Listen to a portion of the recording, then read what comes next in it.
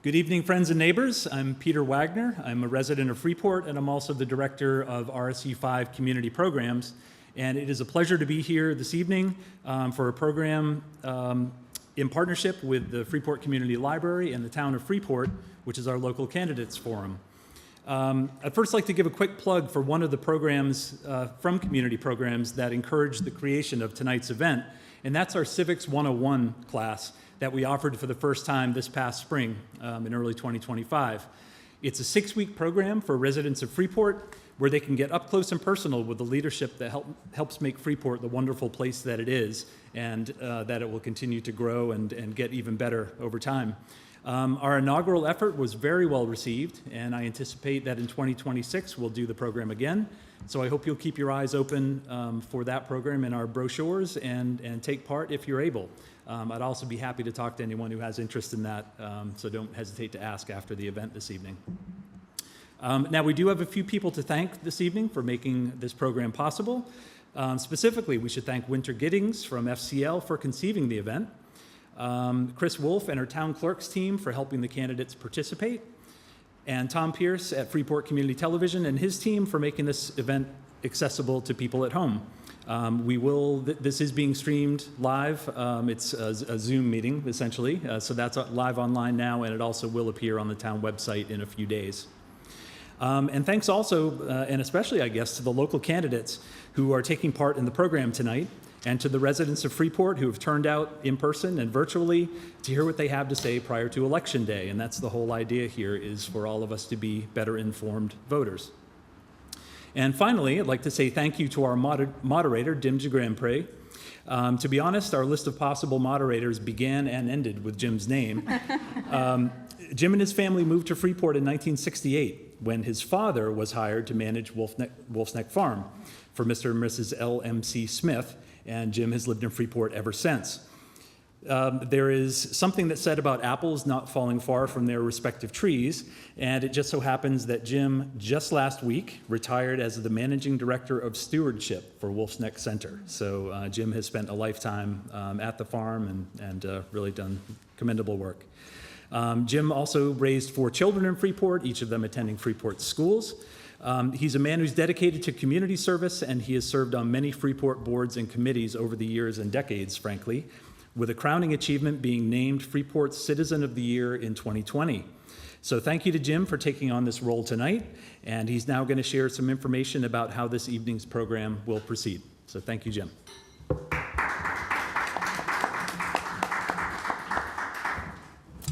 Hi, everyone. I have lots of things, lots of kind of rules and regulations that I'm going to run through with you. But first thing, I also wanted to thank Peter as well. He missed his name on that list of people who put this tonight's program together. So we really thank you, Peter, for all of your help with this as well. And I think running for public office is one of the most important things one can step forward to do. So I appreciate all that you're doing and all of the candidates here tonight. It's really important that we have good people stepping forward to support our town and our schools and sewer district and water district and all of that. So thank you all. Things to know about tonight's program. Every candidate for Town Council, RSU5, School Board, Water District, and Sewer District were invited to take part in this program. So, of course, everybody was invited. Not everybody is here, and I'll talk to you about that in just a minute. A group from Town Hall, the library, and community programs wrote and curated each question for these roles. Residents of Freeport were invited to submit their own questions, and some of those ideas were incorporated into the final questions we'll be asking tonight. Candidates were provided their list of questions ahead of time and asked to put their responses into writing if they could not attend in person. And we actually only have one candidate on all of the races who is not here tonight but chose to respond in writing, and that is Kelly Sink. And Kelly is running for RSU5 with our other candidates here tonight. So I will read her bio after we introduce and ask those at the board here to introduce themselves. And at the end of each question I ask, I will, after all of you have answered that question, I will let you know, I'll read Kelly Sink's response to that. We'll begin our event with the candidates for school board. I will read the questions aloud, and each candidate will be given 2 minutes to respond. Chris Wolf will hold up a green card to start your 2 minutes, and you can see Chris in the back of the room with that green card. And she has a yellow card. There we go with the yellow. When you have 30 seconds remaining, in the red card, which you shall not ignore, which means you are out of time. All right, we'll do this first with school committee candidates and then take a short break. Then we'll do the same for the town council candidates, then sewer district and water district candidates. Our format tonight is not a debate. There won't be crosstalk or rebuttals or follow-up questions. The idea here is for the public to get a feel of what's on our candidates' minds, and I'm certain that they'd all make themselves available to additional conversation if you'd like to follow up with them after tonight or another time before the election. My job here tonight is to ask the questions, keep things moving along, and assure that each candidate is able to access their allotted time. We've got a lot of responses to get to, so let's get on with it. First, I'd like to introduce the candidates for RSU5. They are, closest to me is Karen Breer, welcome Karen, Kim Buck, Anna Child, Valerie Williams, and as I mentioned, Kelly Sink, who provided responses but is not here tonight. So welcome to all 4 of you, and we're looking forward to hearing from you with the questions that we have. And so let's get on with those questions. All right, I was well prepared with all of this stuff. Just a few papers to shuffle around up here to get to the right place. So these are candidate questions for RSU5, and we will begin with, at my end here, with Karen Breer. And I think what we're just going to do, Karen, hopefully you won't mind being the first to answer questions each time, and we'll just start with you and go right down to the end each time we have a question. So thank you for that. The first question that I'd like to ask is, in the coming year, what should be the top priority addressed by the RSU5 School Committee? And looking further ahead, what should be the priorities in the next 3 years?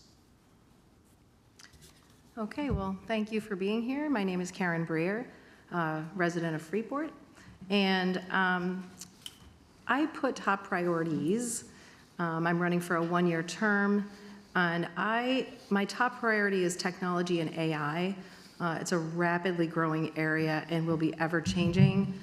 We should look at how our schools can utilize and teach with technology in a way that enhances learning while also blending that with hands-on learning, critical thinking, and creativity. I don't think one should preclude the other, however. It should be a thoughtful process. This should include the use of smartphones in our schools and what is best for all students and staff, what is working or not working in other school districts across our state and other states. And then do you want me to go on to the other priorities that I...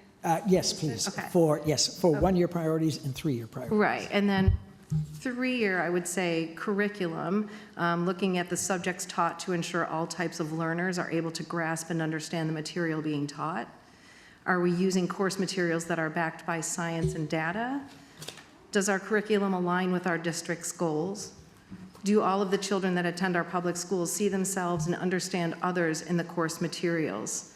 And are we taking into consideration children who learn differently? Also, security in our schools, I think, is pretty high up there when you look across the United States. And are our schools up to date in how people enter and exit buildings? And are our staff up to date with how to respond? And then bringing technology back into that, are there ways to use additional technology or new technology to ensure quick responses from emergency personnel if needed? Great, thank you very much. Yeah. Move along to Kim Buck. All right. Good evening, everyone. Thank you for being here, and thank you to the long list of individuals that made tonight possible, and thank you to my fellow candidates. So as far as priorities are concerned, I'm gonna state, so I am the mother of 3, my oldest of whom just started at Morse School this year. He's a pre-K-er. And so Thank you. And so I preface my response with that detail because I think it's important for you all to recognize that I have not been fully immersed in the RS2 school district. And so without having that institutional knowledge, there may be pressing concerns that require immediate prioritization that I'm just not aware of yet. And so, of course, upon learning those come to the top of the list. But as a Freeport resident and a resident of the state of Maine, what I am aware of is the data that is available to us at maine.gov, the Department of Education. And what that data has shown is year-over-year declines in the RSU5 assessment scoring across all core academic areas, including English language arts, mathematics, and science, with our scoring in science perhaps being, the most worrisome, with approximately 50% of students scoring below state expectations. So I think school board absolutely has to focus on changing this trajectory so that we have students that are performing at least state expectations and preferably above. In addition, I do know that we will have to prioritize implementation and rollout of FAPE, which is the Free Appropriate Public Education Program, because we have to implement that by 2028. And then lastly, because my time is running out, maybe not a priority, but I think a really quick win for the school board could be implementing a policy review schedule so that we have a set schedule for which we are reviewing at a set cadence for reviewing all of our policies to make sure that we're keeping them up to date, that we're following them as we should. So there may already be, thank you. Well done on that stop. Thank you, Kim. Moving along to Anna Child. Hi, Anna Child. I'm also running for the one-year term with Karen, and luckily there are 2 spots open, so we're not running against each other. I also think that the top priority for this school year needs to be focused on developing policies around technology in schools. So let's take cell phones first. We need to get them out of our middle schools and our high school, period. Freeport High's revised policy to allow them during transition times and lunch is not enough. We now know that allowing cell phones in schools is detrimental to children's social, emotional, and academic well-being. We don't need to reinvent the wheel. We should join districts such as Bath, Portland, and at least 8 other districts in implementing a bell-to-bell ban. I do believe that listening to our community on this issue, particularly students who will be impacted, is crucial to obtain buy-in, and that listening session starts this Wednesday when we have our board meeting about it. It's also important to acknowledge that cell phones represent only a fraction of the broader tech discussion. The board must delve deeper into examining our rules around laptops and diving into AI. In terms of AI, we need to embrace it thoughtfully and develop dynamic guidelines around it proactively. We cannot afford to have this conversation too late. Yarmouth developed AI guidelines last year, and I like how they're flexible guidelines to promote finding ways for students and teachers to effectively use it while still allowing students to expand their learning. In the next 3 years, I see academics and programs as key priorities. These include revamping educational standards. RSU5 must update standards to align with national science-based benchmarks, especially considering our last assessment was in 2012. We need to redefine grade level expectation, establish clear metrics, and identifying intervention points. We need to improve math proficiency. By setting Algebra 1 as a standard expectation by 8th grade, we can have a more prepared graduate and ensure consistency across our district. And she's showing me the red, but I'll just sneak in. I'd love to see a second language program added on earlier than middle school. I think that could really help with our global citizenry. And to echo my fellow candidates, we need to build on early education with the mandate in 2028 for 3 to 5-year-olds. Thank you. Thank you, Anna. Moving on to Valerie Williams. Can you hear me okay? Yes? Okay. My name is Valerie Williams, and I also am a Freeport resident. I'm running for a 3-year term. I was appointed over the summer to fill a vacant seat for a 1-year term, which is up this November. I want to kind of address the question more broadly and then kind of zero in on the 1 and 3-year time period. So more broadly, where I come from my perspective and my point of view is I'm a scientist first. I'm professionally a scientist, but also in healthcare, which is also viewed as a trade. So my perspective is pro-trade education and pro-science education. When I narrow down to the scope of a single year, obviously tech in education is extremely important. We need to have a policy in place legislatively by 2026, so that's the highest priority of trying to meet that deadline and have something where we are appropriately listening and communicating among not just parents and teachers, but also the students themselves, because buy-in is super important in terms of having a successful transition to a new regimen. When I look out towards 3 to 5 years, obviously the FAPE mandate is really important and is going to affect not just Freeport residents, but the entire district, because we are still an RSU.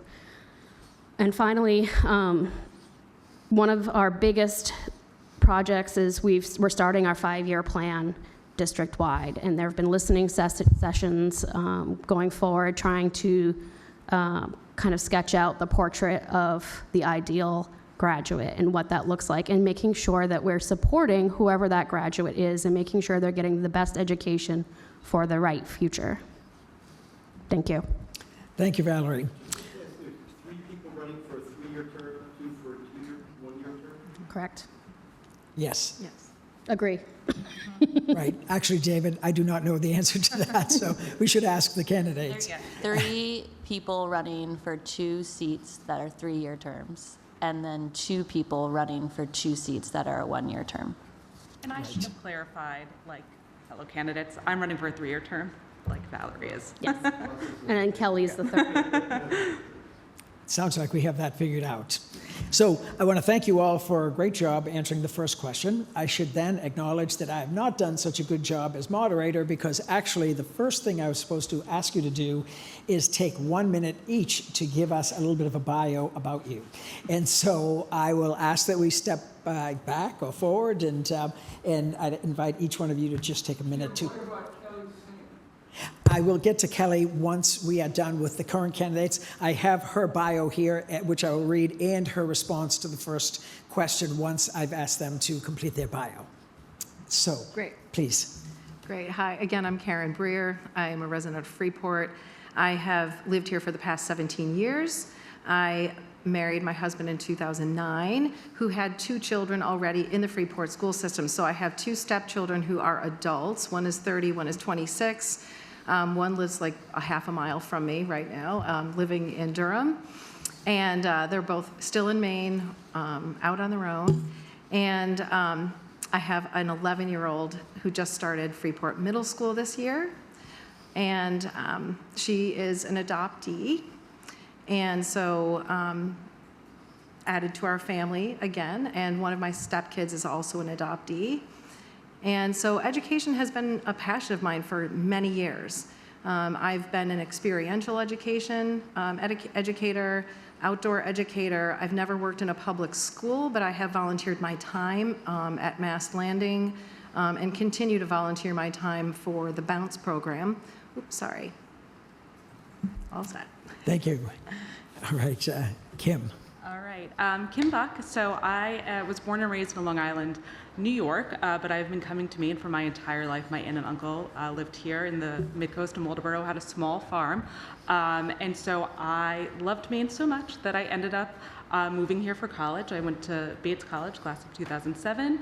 I then worked for a local law firm as a paralegal for a few years before going to the University School of Maine Law, where I got my degree in 2012. And since 2013, I've worked for TD Bank, where I've held roles of progressive responsibility, largely focused, as one may have assume, with a law degree, focused on regulatory compliance, but also risk management, where I was responsible for drafting credit policy on behalf of the bank. I already mentioned I am the mother of 3 young children, the oldest of whom, Jack, is starting at Moore Street this year, or has started, I should say. Excellent. Anna.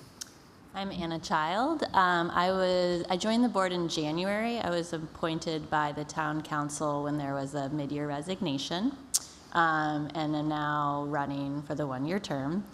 I have 3 daughters, all of whom are at RSU5 schools, and I couldn't be more proud for them in those schools. They come home every day so happy.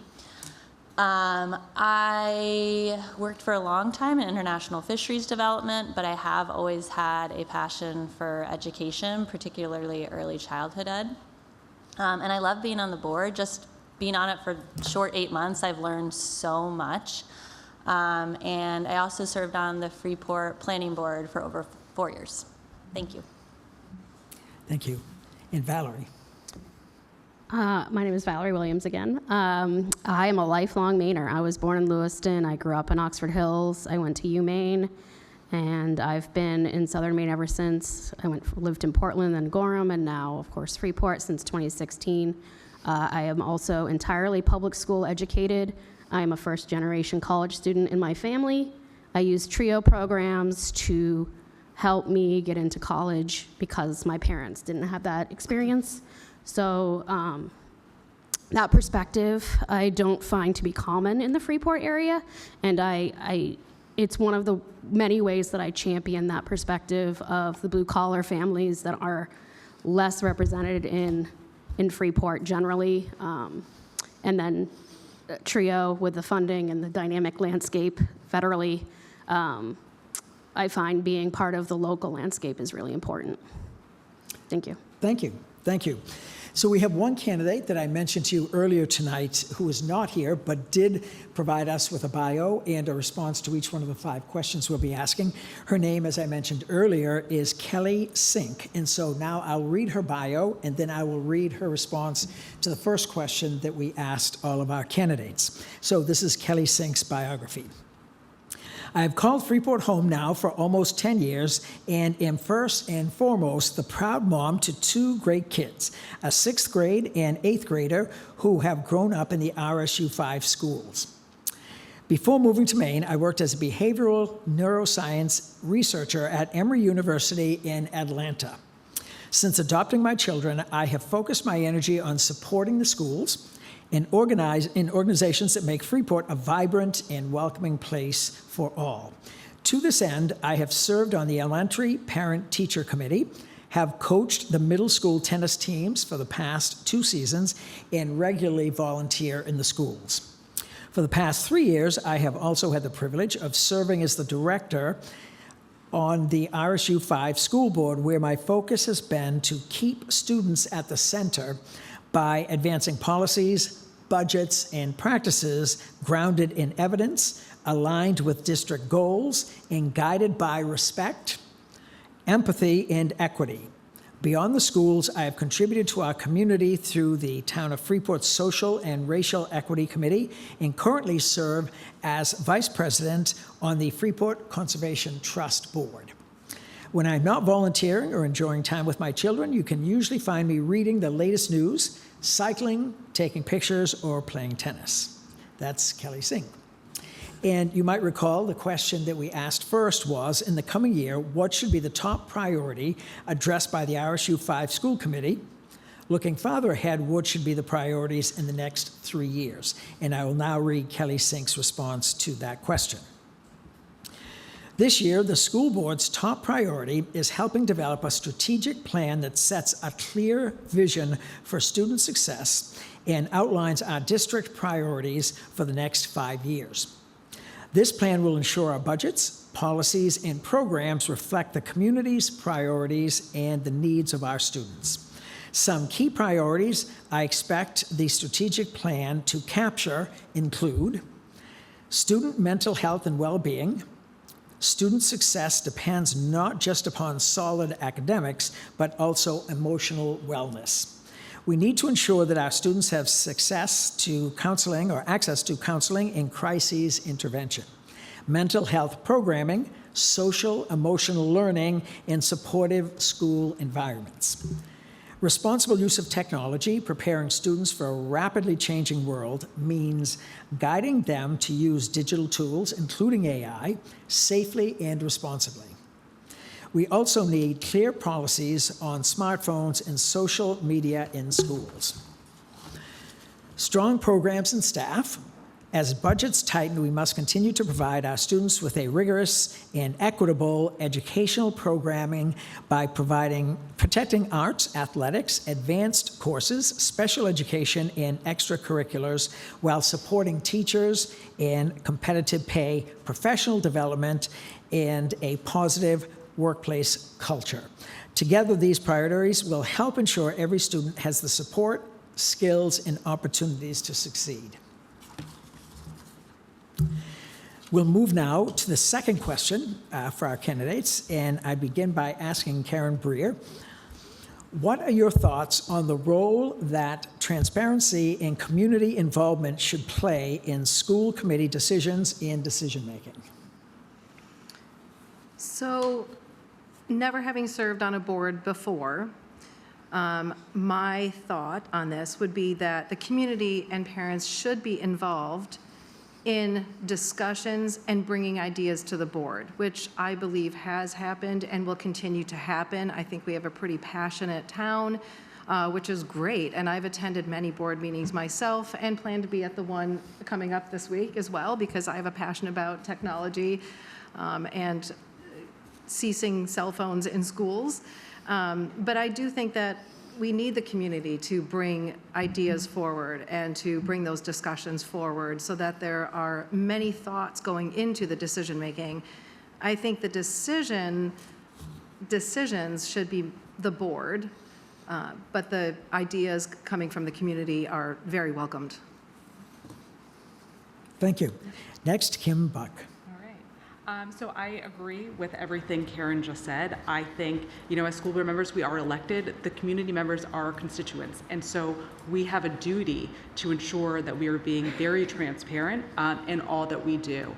Furthermore, I strongly advocate for community involvement in all matters pertaining to, the policies that the school board is, incumbent upon the school board to determine and execute. I will say that in addition to that, maybe at the risk of repeating myself, I strongly encourage, collaborative work environments that support open dialogue as well as respectful debate, because I do think it's through these discussions that optimal resolutions are achieved. And I think that's what everyone here wants, is optimal resolutions for our students. Great, thank you, Kim. Next, Anna Child. Yes, I think both are crucial, transparency and community involvement. I think our leadership really sets the tone for both of these things, which is why I'm really excited about our new superintendent, Superintendent Gray, and it's one of the biggest reasons I voted to approve his hiring. I was on the search committee. He talked a lot about both in that search process, and it wasn't just talk. Starting in his first few weeks on the job, he's made it a point to be a regular presence in our schools. He's greeted parents at drop-off. He's served Bosco sticks to the high schoolers at lunch.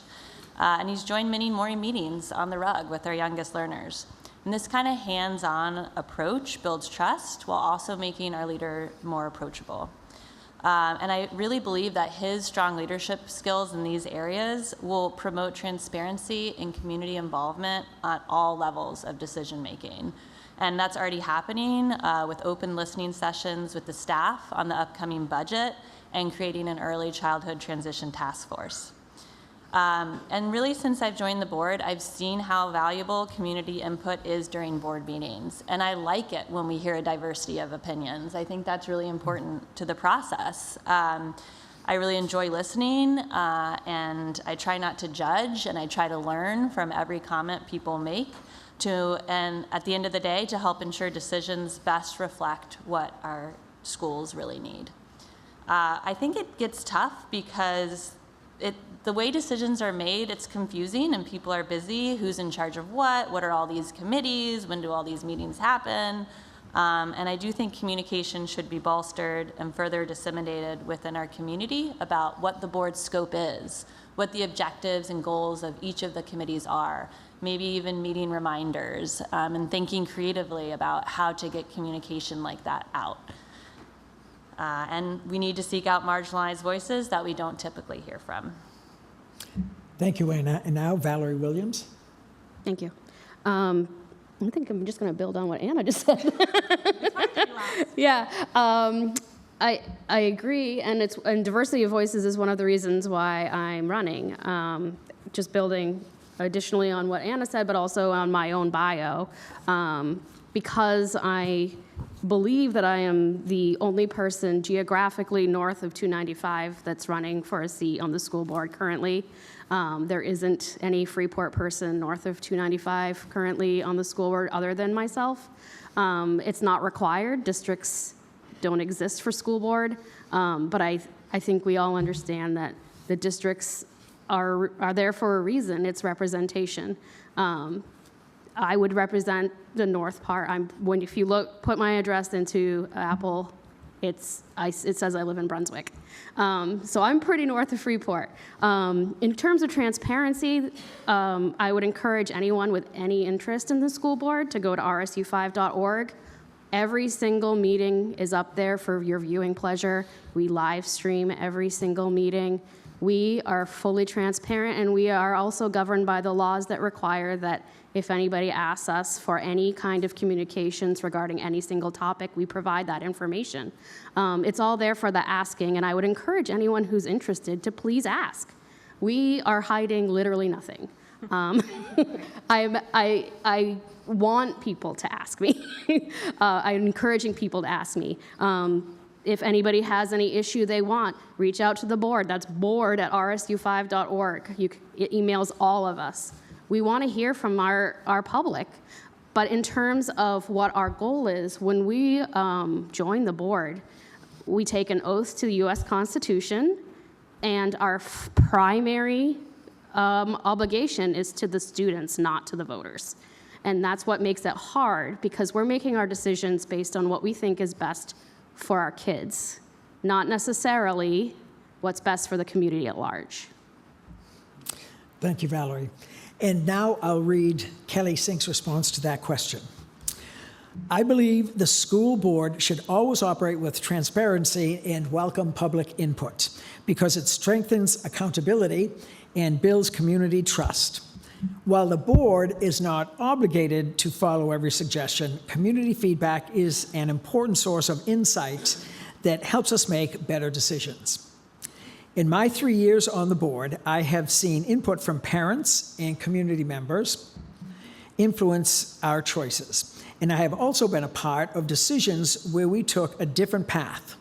In those moments, I have learned how important it is to explain our reasoning openly so people understand why we made the choices we did.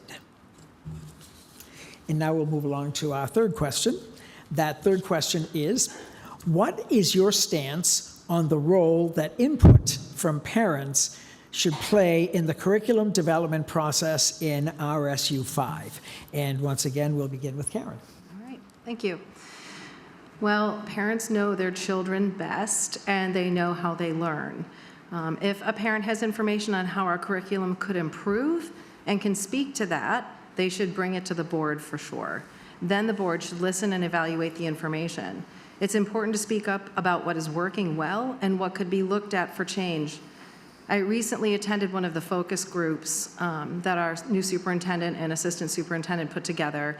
It is important to me that our district is eliciting input from parents and people of our towns and to seek change for continued improvement. And it was really important to go to one of those focus groups. There was a lot of great ideas coming from people and things that I hadn't even thought of.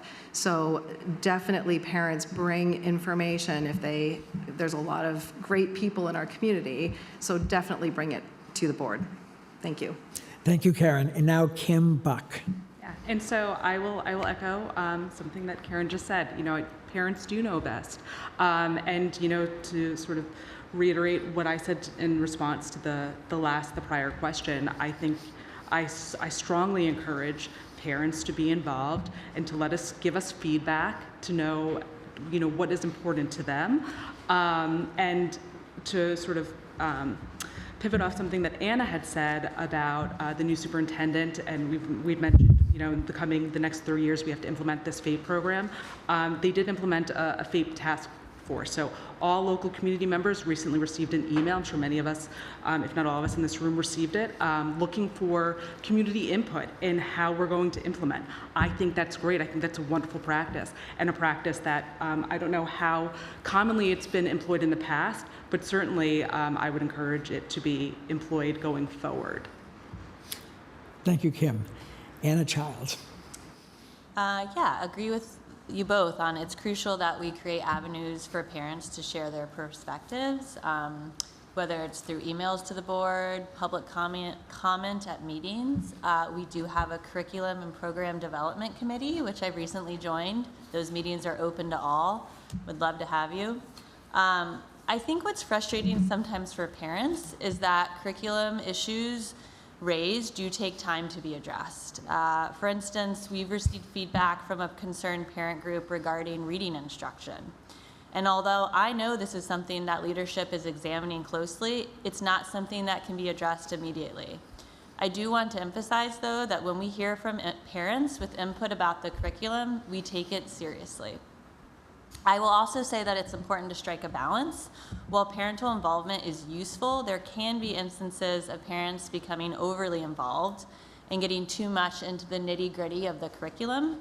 So just for example, if a parent took issue with a specific developmentally appropriate book read in a classroom, in such cases, I believe it's crucial to trust in the expertise of our school leadership and dedicated teachers to make informed decisions about the curriculum. Thank you, Anna. Valerie Williams. That's a great segue to my answer.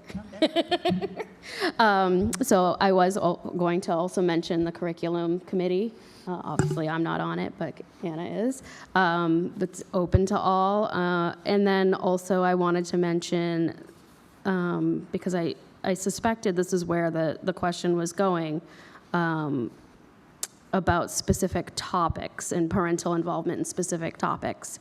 My personal opinion and how I would sit on the board is that we leave those topics to the educators. If it's developmentally appropriate, it remains, and it's approved by the state of Maine, then it remains in the curriculum.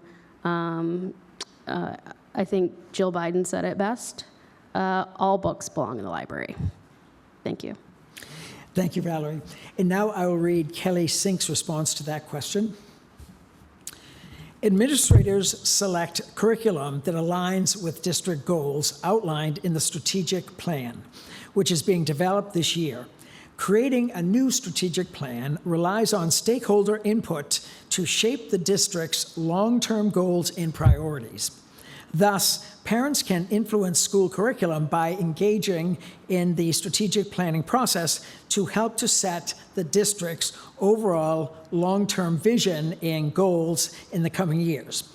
Parents can add their voice to the strategic planning conversations by attending a listening session or by completing the strategic planning survey available through the RSU5 website. We also encourage parents to share on curriculum during the public comment portion of board meetings, or by emailing questions and concerns to the curriculum coordinator or the board.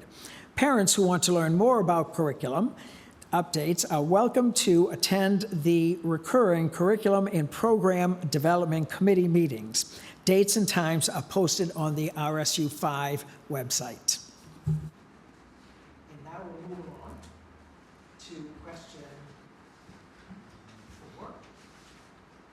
And that is... You muted your mic. Push the button on the mic.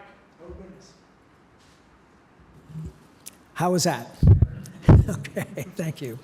All right. Question number 4. What role should the school committee play in supporting student mental health and well-being? And once again, we will start with Karen. Thank you. Well, this is a definite for me. The school board should definitely take into account all students' mental health and well-being. The committee should ensure our schools are a place where children feel heard, safe, and supported. Our committee should ensure that schools are set up to assist children and families, providing in-school resources and also linking them to outside resources if needed. Thank you, Karen. Now Kim Block. Okay. So I think the school board, when it comes to mental health and wellness, has two duties. The first is to ensure that we have policies in place, and the second to also ensure that we have, within our means, adequate coverage with regard to counselors and social workers. With regard to policies, I know that RSU5 already has a student wellness policy in place. That policy does contemplate for the creation, and I assume that this committee does exist, but a committee of both individuals within the school as well as experts in the field and community members to put together recommendations with regard to wellness goals. And in keeping with transparency, we've all stated that we think transparency is of the utmost importance. I know per this policy, the committee has to share its results with parents. So I think that that is great. Sort of going back to one thing I was quickly mentioning in a response to the first question with regard to a policy review cycle being put in place, I did note that this wellness policy hasn't been revised since 2022. So it's now 3 years, so maybe that would be one that would be good to be reviewed, just to make sure that all the provisions still remain, don't need to be changed in any way, whether it be augmented or perhaps even sunset. Thank you, Kim. Anna Child? Yes, definitely a top priority for every member of the school board. So our role as a board isn't to micromanage the day-to-day operation of RSU5. That's the responsibility of our school leadership. But our job is to make sure the district is run well.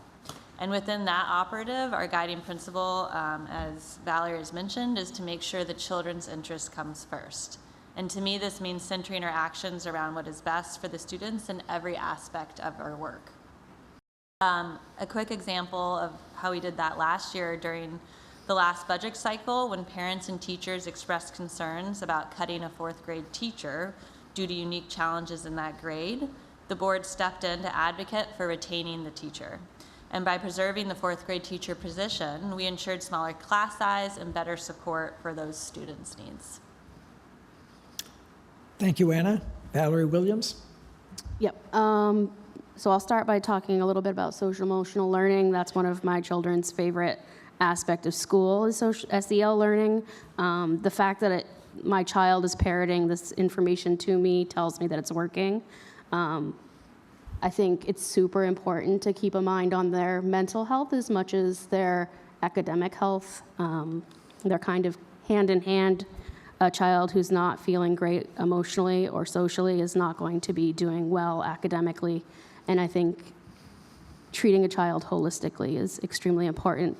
I think that's why all 4 of us talked about the cell phone policy and the impact that cell phones have on students during the school day or even outside the school day is something that is worth looking at and discussing, and that's why we will be. Great. Thank you, Valerie. And now I will read Kelly Sink's response to that question. First, the board must ensure the strategic plan identifies student mental health as a core goal so that it is not treated as an add-on, but as an essential aspect of education. I keep emphasizing the strategic plan because it serves as the roadmap that sets our priorities and guides actions over the next 5 years. A mental health goal in the strategic plan would ensure that students' mental health is treated as a long-term, measurable priority with resources and oversight, not a mere reaction to immediate needs or the latest tragedy. This goal will guide the implementation of policies, programs, and resources allocated that support our students' mental health and well-being.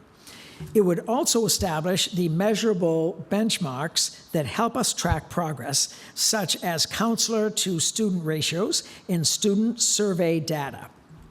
Once these goals are set, the board ensures that our policies reflect this priority and that the budget allocates funding towards counselors, social workers, and mental wellness programs. The board holds school leadership accountable through progress reports on wellness programming implementation, and data, such as students' well-being surveys, counselor caseloads, and disciplinary incidents. This allows the board to see if the supports are effective, identify gaps, and direct school leadership to make adjustments as needed. In recent years, I've been part of the board that has supported mental health by adding more social worker and counselor positions in the budget to meet these rising needs, backing programs from the JED Foundation, Kyle Cares, and Valo, and supporting the integration of social-emotional teaming into daily routines through the responsive classroom curriculum. And now we'll move on to the last question for our RSU5 candidates. In managing the school district's budget, how can the school committee balance an increasing tax burden with the need to maintain high-quality education for the children in our community? And once again, we'll start with Karen Brewer. Great. Well, this is a complex balance in keeping the tax burden at a level that won't stress our taxpayers while providing the resources to our schools so our children get the education they deserve. There's also so much the board can do, as it's also at a state level. Many communities are experiencing this. We want to be able to attract and retain quality teachers, which is the primary cost. If we have more state funding, it can relieve pressure on property taxpayers. We need to find solutions, but cutting education shouldn't be one of them. I do promise to listen, to learn, and be a discerning member of the board if elected. We all have skills that complement one another, so thank you. Thank you, Karen. Kim Buck. Okay, so I'll begin with saying that I admittedly don't have personal knowledge about the budgetary process, but I do think that I have skills as well as, most importantly, a willingness to get up to speed very quickly. Secondly, I will say that I don't believe that there is a direct correlation, or maybe I should say strongly direct correlation, between spend and high academic outcomes and performance. So with that said, yes, we absolutely need a budget. We need to pay our employees. We need to ensure that we can, afford the items that we need to ensure that our children are getting the best possible education. But we do have to be very mindful that while we have, inflationary pressures that are, rising the cost of goods as well as rising the cost of labor, salaries and wages are not generally keeping up with that. And so with that said, what I would commit to is in the budget process is ensuring that we're utilizing fiscally responsible practices in drafting the budget. And so what does that mean? That includes ensuring competitive bidding, and I don't want to suggest that these practices are not already in place, but competitive bidding. This is probably the wrong term, but mutual aid with surrounding school districts to see what services or that they have to offer that we could sort of leverage as opposed to implementing ourselves. FTE audits, perhaps. So things of that nature. So that's what I would commit to if I were to be elected to the school board. Thank you. Thank you, Kim. Anna Child. It's kind of the million-dollar question. It's made really complicated by Maine's funding model, which is all tied to student enrollment. So as our district has faced stagnant or declining enrollments in recent years, we've had to cope with reduced state funding, relying more on local taxpayer dollars. And this has been further complicated by COVID relief funding ending. So in the recent budget cycle, this question of balance was central to every board discussion we had.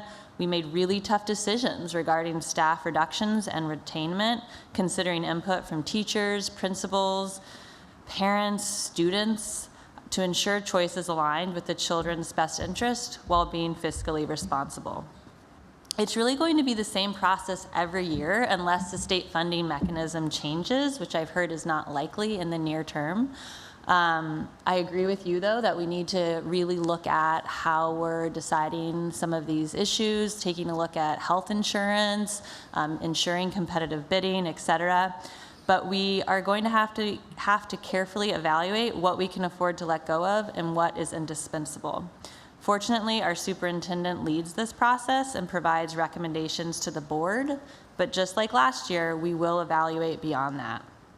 I would ask our community to show up, voice their concerns, and deeply consider that one of the best investments we can make is in our schools. And most importantly, please come to vote on the budget in June. Last year, only about 14% of Freeport citizens came to vote. We need to get that higher. And I think it's also worth continuing to advocate at the state level for a different funding paradigm, one that doesn't rely so heavily on local taxpayers. Ultimately, a successful budget is demonstrated in its ability to be approved by our community. Failed budgets can have immediate and long-term consequences. We have to find an equilibrium between our aspirations, necessity, and fiscal prudence. And by engaging collectively in this process, we can craft a not only more robust budget, but ultimately cultivate trust and mutual understanding. Thank you. Thank you, Anna. Valerie Williams? I want to say thank you for saving the best for last. That's You one bet. heck of a question. You bet. Solve it in 2 minutes. It's going to be great. So I'm going to build once again on what Anna said. Going last is kind of rough.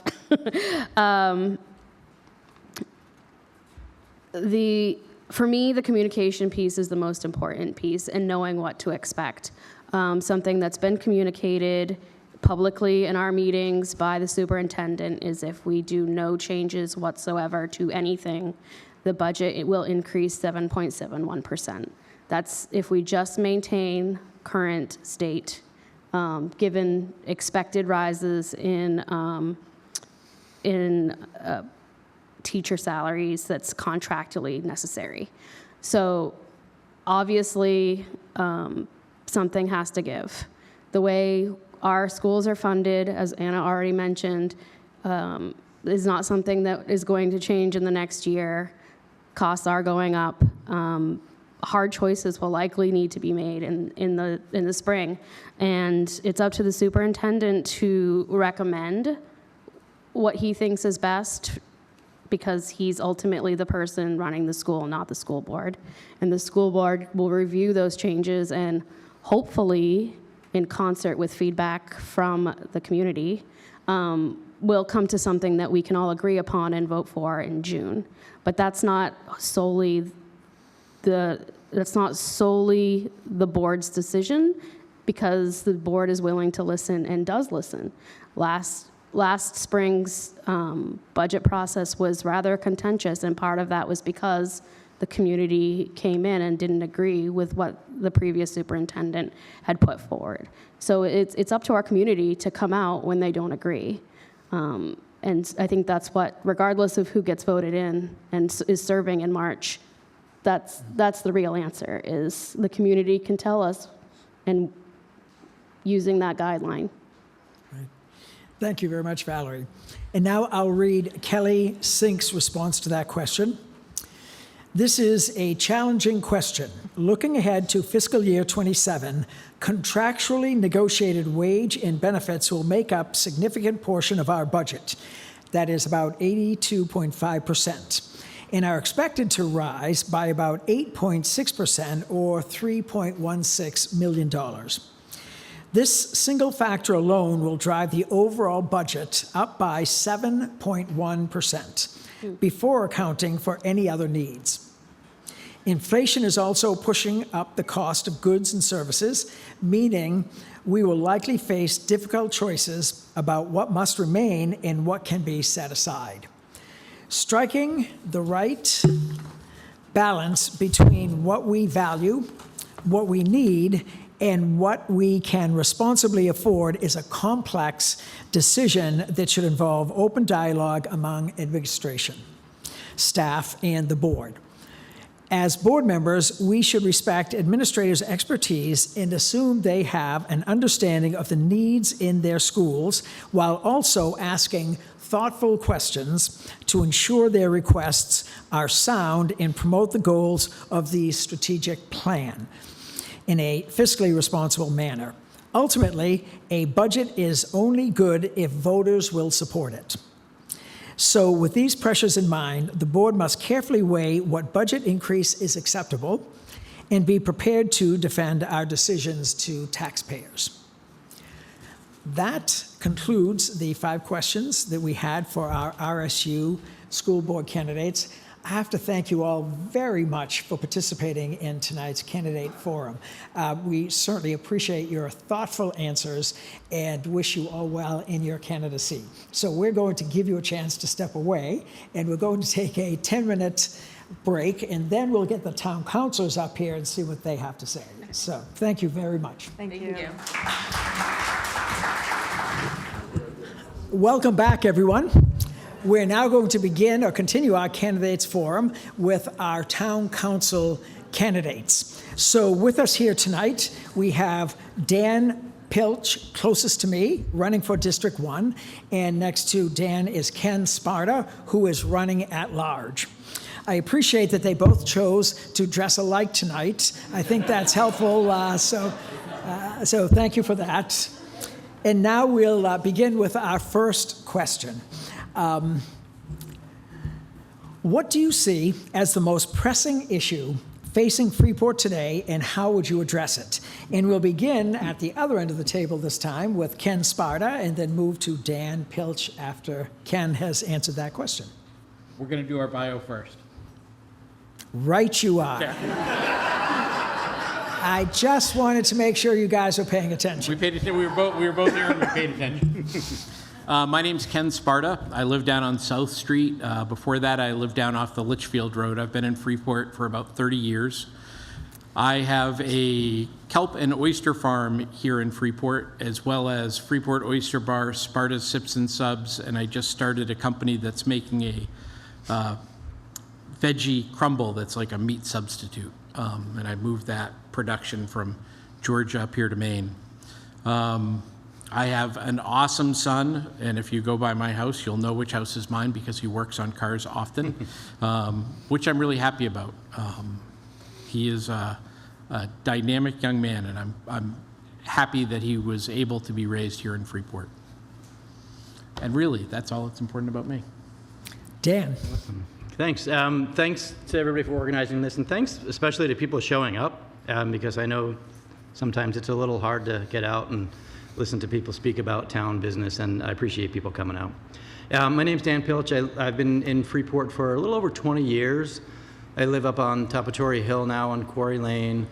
By day, I do technology, project management, and then by evening, for the last 15 years or so, I've been involved in the town of Freeport. So I spent 9 years on the Coastal Waters Commission, and the last 6 years on the town council, a few terms as chair and vice chair. And at home, I have a fabulous wife and 2 college students that grew up in Freeport, and I'm very happy to be serving the town. I enjoy what I do.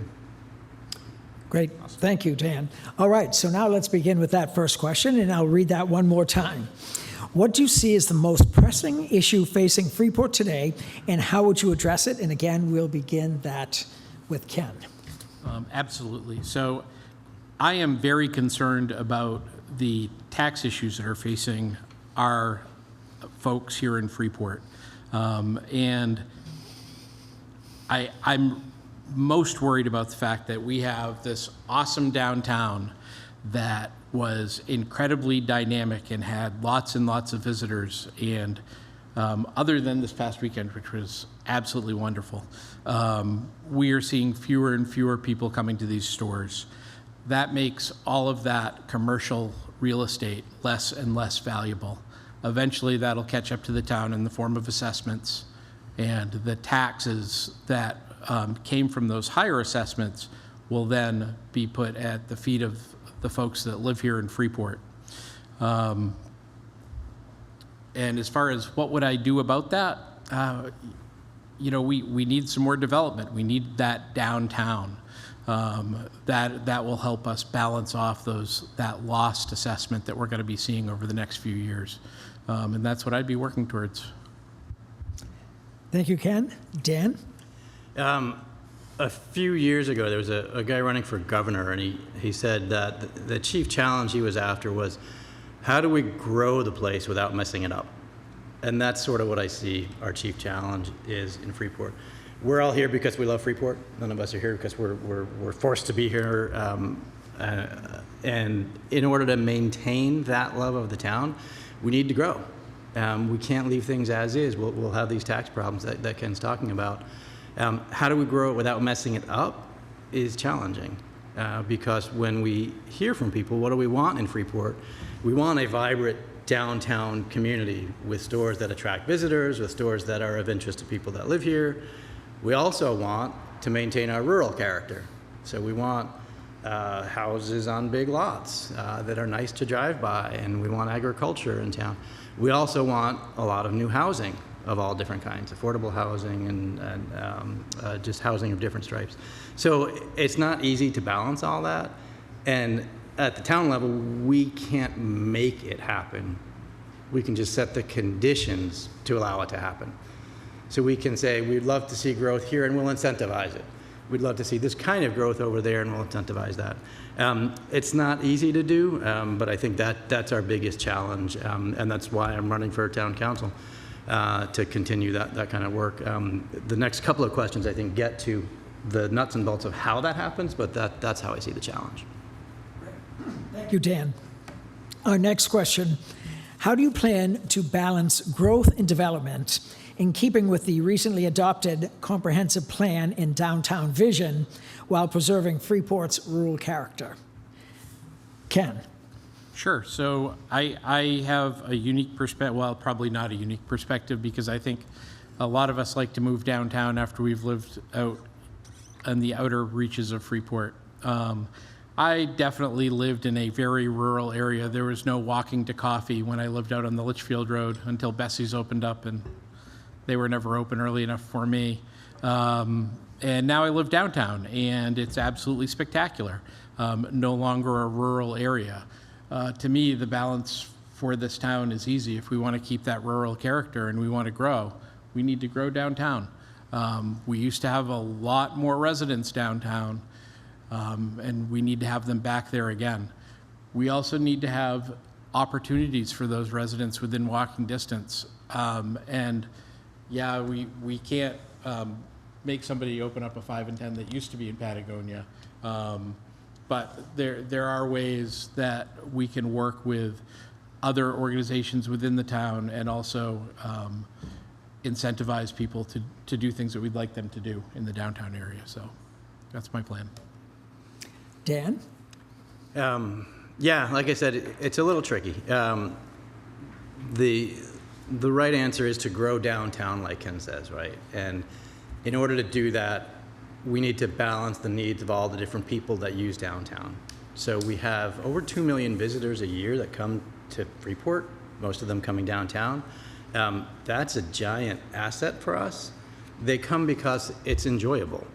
They could go to the main mall and shop at the main mall, but they choose to come here because it's a nicer experience. If we don't manage it carefully, we could ruin it. So we need to grow downtown. We need to grow housing downtown. We need to grow local services downtown, so not just stores for visitors, but stores that we want to go to. And we also need to balance the needs of how people use downtown. Some people drive downtown and park. Some people drive through downtown. Some people bike downtown. Some people walk downtown. All of these people need to use the same space. In addition to balancing that safely, there's also a huge opportunity to do what I would, what's known as placemaking, right? So it's not just about some place you travel through, but it's a place you arrive at. It's a destination. So we're rebuilding the front of Town Hall so that can be a public space that people would go and listen to speakers or have performances in, and we see some public art there already, which I know Ken is a big fan of. So we need to do more of that placemaking in downtown. That's the chief area where we're going to grow the town. That's our economic engine. That's what's going to drive the growth of town so that we can keep the rest of the town as we like it while planning for reasonable growth there as well. Thank you, Dan. Our third question is, what is your approach to fiscal responsibility in managing the town's budget? And once again, we'll start with Ken. I think the first thing I need to do is talk to everybody that was up at this table ahead of me, because they control the bulk of the town's budget. And then after that, I would love to see us as town councilors pledge to actually go through a year without raising our budget. And I understand that costs are up, and I understand that labor costs more. But, you know, there's a lot of people that are depending on us that do not get an increase of any measure each year. And I was reminded of this when I was collecting my signatures. And those are the folks that were home when I was knocking on doors. And every single one said, please, I can't pay more in taxes. So we really, really need to look at that hard. We need to look at each of our expenses, whether it's a capital expense or not, and decide whether it's necessary and needed, or if it's something that can be put off. Thank you, Ken. Dan? Again, there's no silver bullet here. There's no magic answer that makes all our taxes go down and our services go up. As Ken pointed out, for every dollar that we collect on your tax bill, 2/3 of it goes to the schools, and only about 1/3 of it is used for municipal government, and some smaller pieces elsewhere. We balance our level of service. As we grow as a town, we'll need more services. So the more people we have in town, the more roads we have in town, the more roads we have in town, the more snowplows we need in town, the more police we need in town, and so on and so forth. So we spent a lot of time modeling all that out. How does it work? And how can we continue to improve the level of service without paying through the nose for it? We are very, very, very fortunate in that our staff is so good at managing our budget. So every year we get audited, every town gets audited, and we always pass our audits with clean bills, so there's no issues with our budget. We always get awards for how well our budget is presented, thanks to our finance department and town staff. The last piece about how well we manage our budget is that as a town, we borrow very little money.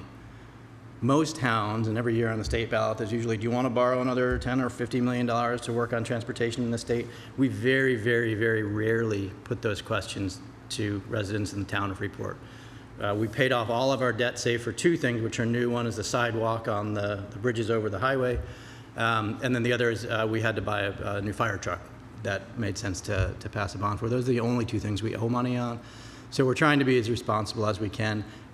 Wages are the biggest component of the town budget, and that's where we need to continually focus. So that's what we're working on. Thank you, Dan.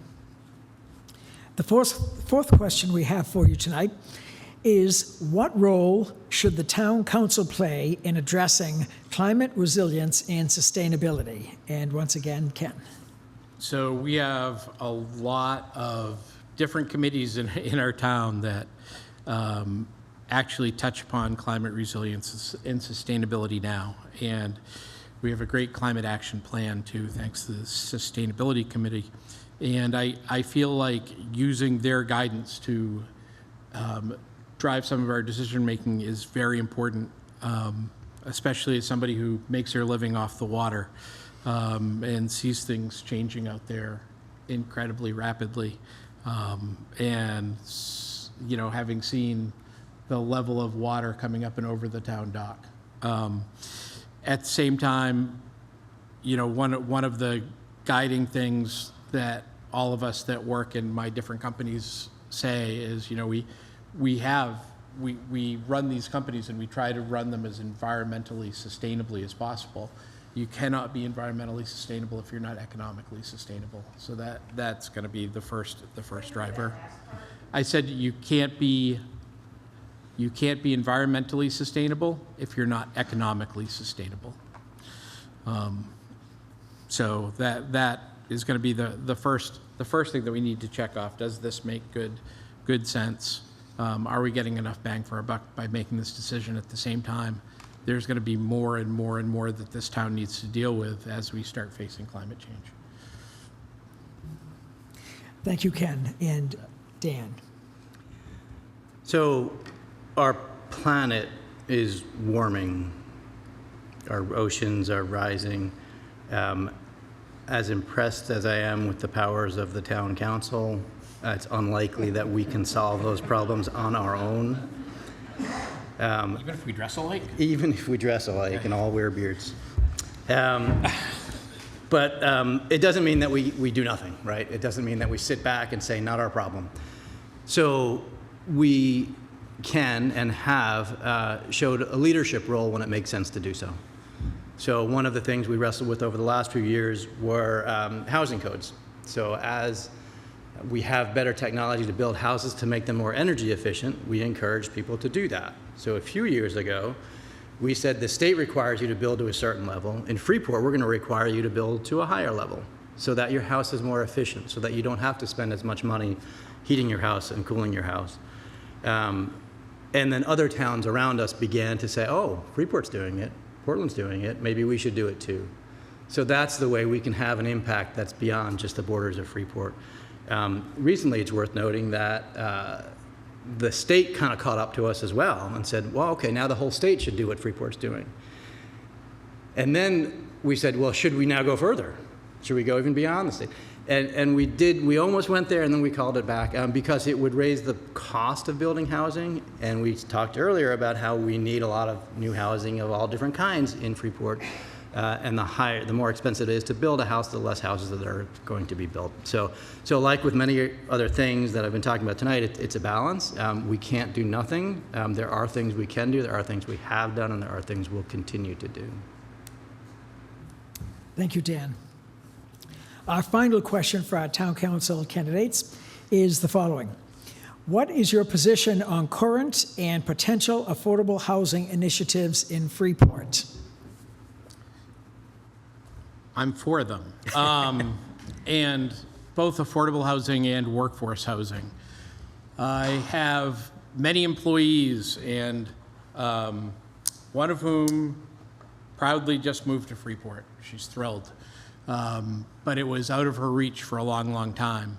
And, you know, I'm proud to say that, you know, like my lead bartender at my bar makes more money than most of our teachers does, okay? So they do pretty well, but there's not that housing stock that we need for people at that main median income to actually make the choice to move to Freeport. The more stuff that we can put on the market, the better. And this is one place that we could focus some of those building projects that we'd like to see downtown. They don't all need to be really, really fancy, high-end, 1,500 square foot condos. They could be, you know, little 600-foot places like my house. And then the folks that work here can live here too. Thank you, Ken. Dan? Well said.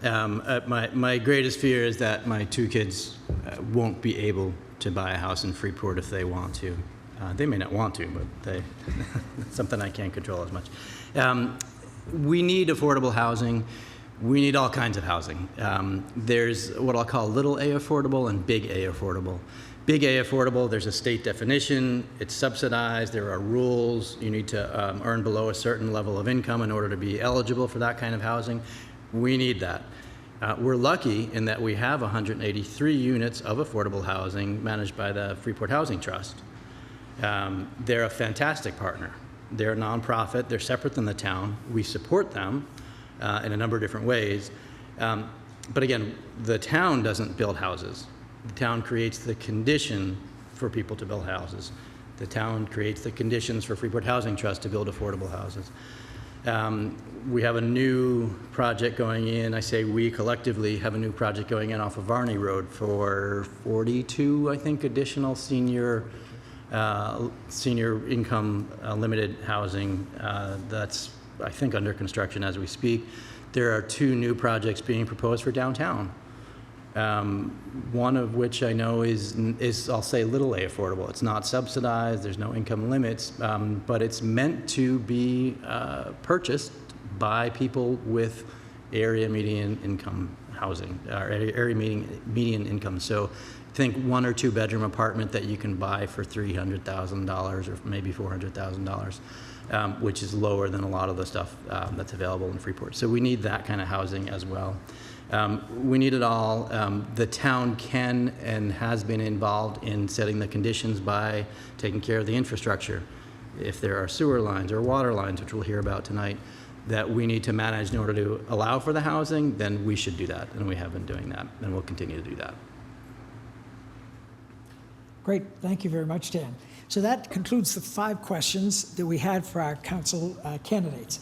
And again, I would like to say thank you both very much. Both of you are running unopposed in your at-large and District 1 positions, and we greatly appreciate your being here with us tonight and answering the questions and your thoughtful responses. So thank you for that. We wish you well in your candidacy, and we're going to take a 5-minute recess, and then we will begin, we'll move to our water district candidates. I'll just mention at this time that we also have 2 sewer district candidates running. Both of them have chosen not to participate in tonight's event, so we will not be having any questions for, obviously, for sewer district candidates. So next up in 5 minutes, we will turn to our 1 water district candidate. So we'll take a 5-minute break.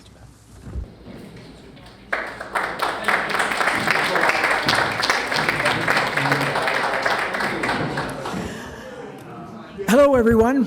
We'd like to begin our program again, so I would just ask if people could settle down and take a seat, and we'll continue with our candidates forum. All right, so we have 1 position available and 1 candidate for our water district position, and that candidate who's with us here tonight is Clyde Young. So welcome, Mr. Young. I'd like to begin by offering you a moment to tell us a little bit about yourself, a little bit of a bio. I guess I'm retired from the paper mill as a boiler operator, and I was in the Navy for 4 years, Vietnam War and Cuban Missile Crisis, and so we don't really have a water plant. We farmed it out to main water, so we haven't had any problems in the last 3 years. We had a couple breaks, but one in LOB and one at Harrisburg, but no boiler water issues or no boiling water. So they do a good job. So we got the best water in the state, maybe even the country. But so. Thank you for that introduction. I have 4 questions that I think will help you, guide you with a lot of the information you'd like us to know about. So I might just begin with the first question that we have prepared for you. And that question is, what are your priorities for maintaining and improving Freeport's water infrastructure? Well, I guess they do a good job as far as testing and logging and putting. It's all done on a computer. All the testing, so it's all on a graph. And we have a good supply of water. It's coming from wells down in Webster Road in the south end of town, across from 295 Turnpike to the west. And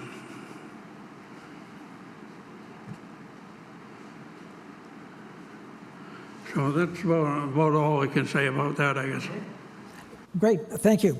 The second question we have for you this evening is, how will you ensure water quality and safety for all residents? Well, I was thinking more or less worker and truck safety, you know, no loose gear around and keep trash picked up and shovel out the hydrants in the wintertime and everything tied down, so nothing, no loose gear, I guess. Yes. Okay, thank you. Next question is, what role should the water district play in planning for climate change and drought resilience? Well, I guess a lot of stuff that we do, like we use more water than we can pump during the day, so we pump variable speed drives, pumps off-peak at night, so that comes by stuff like that. Yes. Okay, thank you. And the final question we have for you this evening is, what is your approach to managing rates and keeping water services affordable? Well, the only thing I can say about that is fixing small problems before they become big, and don't waste water. Poland Springs is over to Buxton, has a plant as big as a paper mill, and they're selling a lot of water. You could buy a gallon of water at Walmart for $1, and the price of crude today was $60 a barrel. So roughly, water and crude oil, same price. So, which is more important? It's a good question. Any other thoughts that you'd like to share with us? No, that's it, I guess. I'd appreciate your vote. Thank you very much. Once again, this is Clyde Young, and Clyde's running unopposed for the Water District. And Clyde, we appreciate your coming tonight and answering our questions, so thank you very much for that, and certainly good luck with your candidacy.